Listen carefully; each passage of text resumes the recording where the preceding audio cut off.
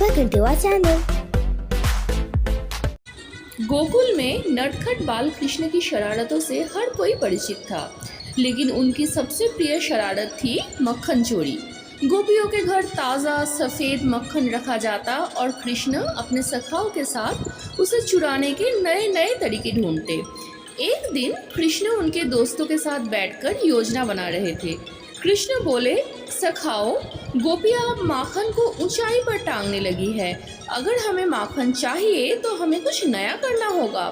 सभी सोच में पड़ गए। तभी सुदामा ने सुझाव दिया, क्यों ना हम एक के ऊपर एक चढ़कर मटकी तक पहुँचे। इस योजना को पसंद किया और एक गोपी के घर के पास पहुँचे। गोपियों ने बड़ी होशियारी से मटकी को छत के पर लटकाया था, पर अब कृष्ण भी कम नहीं थे।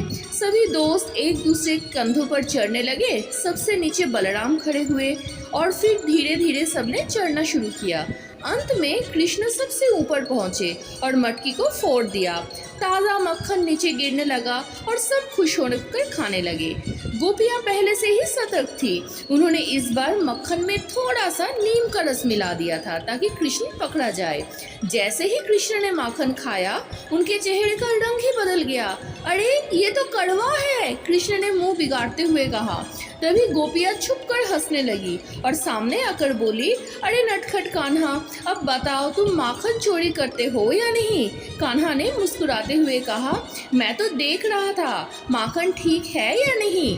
अगर कहीं कोई गाय बीमार हो जाए तो मैं कैसे सहन कर सकता हूँ। सभी गोपियाँ इस पर हंस पड़ी और कृष्ण की चतुराई देखकर दंग रह गई। इतना सब होने के बाद भी कृष्ण की माखन चोरी की आदत नहीं गई। अगले दिन उन्होंने फिर से एक योजना बनाई और इस बार बिना किसी के पकड़े खूब सारा ताज़ा मक्खन खाया।